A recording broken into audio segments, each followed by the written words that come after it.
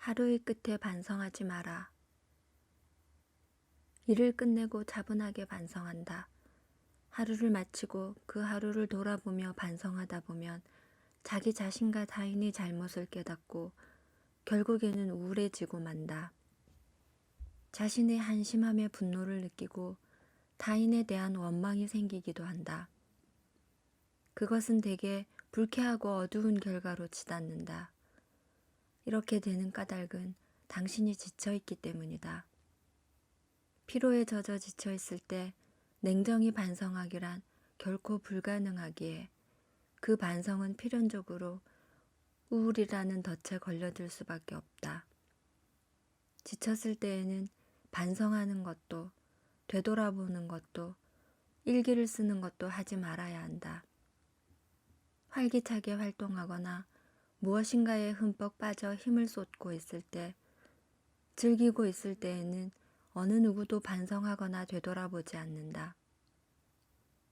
그렇기에 스스로가 한심하게 여겨지고 사람에 대한 증오심이 느껴질 때에는 자신이 지쳐 있다는 신호라 여기고 그저 충분히 휴식을 취하라. 그것이 스스로를 위한 최선의 배려이다. 실증을 느끼는 이유는 자신의 성장이 멈췄기 때문이다. 좀처럼 간단하게 손에 넣을 수 없는 것일수록 간절히 원하는 법이다. 그러나 일단 자신의 것이 되고 얼마간의 시간이 흐르면 쓸데없는 것인 양 느껴지기 시작한다. 그것이 사물이든 인간이든 마찬가지다. 이미 손에 넣어 익숙해졌기에 실증이 난다. 그러나 그것은 자기 자신에게 실증나 있는 것이다. 손에 넣은 것이 자기 안에서 변하지 않기에 질린다. 즉, 대상에 대한 자신의 마음이 변하지 않기 때문에 흥미를 잃는다. 결국 계속해서 성장하지 않는 사람일수록 쉽게 실증을 느낀다. 오히려 인간으로서 끊임없이 성장하는 사람은 계속적으로 변화하기에 똑같은 사물을 가지고 있어도 조금도 실증을 느끼지 않는다. 너무 힘주지 마라. 자신이 가진 힘의 4분의 3 정도의 힘으로 작품이나 일을 완성시키는 것이 가장 적당하다. 온 힘을 다해 온 마음을 기울여 완성한 것은 왠지 모르게 보는 이에게 고통스러운 인상을 주고 긴장을 불러일으키기 때문이다. 그것은 일종의 불쾌감과 혼탁한 흥분을 필연적으로 가져온다. 거기에는 그것을 만들어낸 인간의 불쾌감이 어딘가에 배어있기 때문이다. 그러나 4분의 3 정도의 힘으로 완성한 것은 어딘지 모르게 느긋한 여유가 느껴지는 넉넉한 작품이 된다. 그것은 일종의 안심과 건전함을 선사하는 쾌적한 인상의 작품이다. 결국 많은 사람이 쉽게 받아들이는 것으로 완성된다. 자신을 표현하는 3가지. 자기 표현이란 자신의 힘을 나타내는 것이기도 하다. 그 방법은 크게 3가지로 나눌 수 있다. 베푼다, 비난한다, 부순다. 상대에게 사랑과 자애로움을 베푸는 것도 자신의 힘을 표현하는 방법이다. 상대를 비방하고 괴롭히며 무시하는 것도 자신의 힘을 표현하는 방법이다. 당신은 어떤 방법으로 자신을 표현하고 있는가? 친구를 바라기 전에 자신을 사랑하라. 가능한 한 많은 친구를 원하고 만나는 사람마다 모두 친구라 생각하고 늘 어떤 친구와 함께 있지 않으면 마음이 차분해지지 않는 것은 당신이 위태로운 상태에 있다는 증거다. 진정한 자신을 찾기 위해서 누군가를 바란다. 자신을 상대해줄 친구를 절실히 바란다.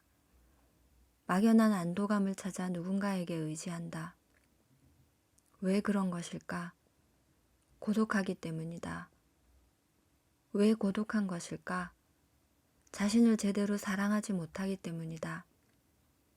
순간적인 친구를 아무리 많이 그리고 폭넓게 가졌다고 해도 고독의 상처는 치유되지 않고 자신을 사랑할 수도 없다.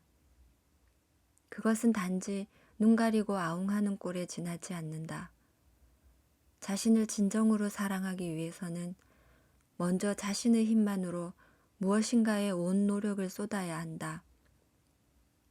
자신의 다리로 높은 곳을 향해 걷지 않으면 안 된다.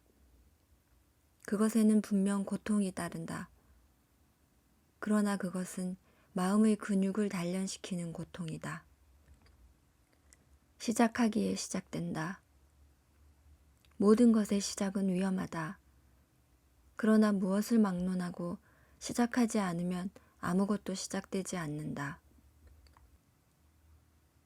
목표에만 사로잡혀 인생을 잃지 마라. 산을 오른다. 짐승처럼 망설임도 없이 땀범벅이 되어 오직 정상을 목표로 오를 뿐이다. 오르는 동안 눈부시게 아름다운 풍경이 펼쳐질 테지만 오로지 높은 곳을 향하는 것 외에는 알지 못한다. 그것이 여행이든 늘 하는 일이든 하나의 것만 탐닉하고 다른 것은 완전히 잊어버린다. 사람은 그같이 우매한 짓을 때때로 저지른다. 이의 경우 매출 향상만이 오직 단 하나의 목적인 양 착각한다. 그리고 어느새 일하는 의미를 잃고 만다. 이 같은 어리석은 행위는 언제나 반복된다. 마음의 여유를 잃고 이에 타산적인 행동만을 중시한 나머지 오로지 그 관점에서 인간적인 것조차 모두 쓸모없는 짓이라 간주한다. 그리고 결국에는 자신의 인생 자체를 잃게 되는 일이 빈번히 자행되고 있다. 마음의 습관을 바꿔라. 매일 사소한 습관의 반복이 만성적인 병을 만든다. 그와 마찬가지로 마음의 습관적인 반복이 영혼을 병들게도 또 건강하게도 만든다. 하루에 10번 주위 사람들에게 냉담한 말을 퍼부었다면 오늘부터는 하루에 10번 주위 사람들에게 기쁨을 안겨주는 말을 건네보라. 그러면 자신의 영혼이 치유될 뿐 아니라 주위 사람들의 마음도 상황도 한결 나아질 것이다. 피곤한 때에는 사고를 멈춰라.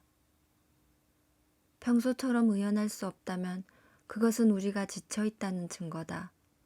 지쳤을 때 우리들은 한숨 짓고 불평을 늘어놓고 후회하고 뱅글뱅글 비슷한 것들만을 생각한다. 그러는 가운데 우울한 것과 어두운 것이 머릿속을 멋대로 휘젓고 다니게 된다. 그것은 독을 마신 것과 진배 없기에 피곤하다고 느낀다면 사고를 멈추고 휴식을 취하거나 잠을 자는 것이 최선이다. 그리고 다시 의연히 활동할 수 있도록 내일을 향해 준비하라.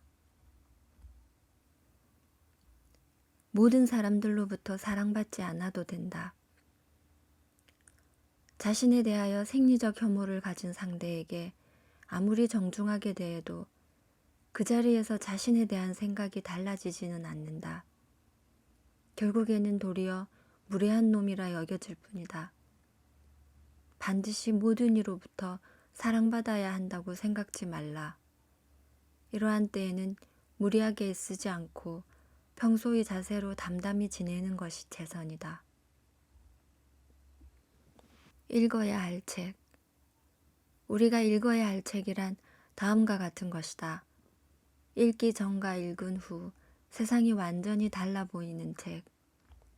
우리들을 이 세상의 저편으로 데려다 주는 책. 읽는 것만으로 우리의 마음이 맑게 정화되는 듯 느껴지는 책. 새로운 지혜와 용기를 선사하는 책. 사랑과 미에 대한 새로운 인식, 새로운 관점을 안겨주는 책. 오늘 들려드린 책은 초역 니체의 말이었습니다. 여러분은 니체 하면 뭐가 제일 먼저 떠오르시나요? 저는 차라투스트라는 이렇게 말했다란 그의 저서와 초인 사상이 떠오르는데요. 1844년 독일에서 태어난 니체는 신이나 사후 세계, 무한성을 중시하던 기독교적 도덕을 비판한 철학자였습니다. 니체는 지금 이 세상을 살고 있는 인간을 위한 도덕이 필요했다고 생각한 거죠. 신은 죽었다란 그가 남긴 짧은 명언처럼 신도 죽고 천국도 사라진 세상에서 우리 나약한 인간은 자신을 극복하고 나답게 사는 초인의 삶을 사는 것이 고통과 역경을 극복하는 방법이라고 말했습니다. 나답게 사는 것이 어떤 것일까요? 니체는 먼저 자신을 사랑하라고 말합니다. 그래야 우리의 이웃도 사랑할 수 있다고요. 여러분도 늘 자신을 사랑할 수 있는 하루하루 되시길 바라면서 오늘 낭독은 이만 마칠까 합니다. 감사합니다.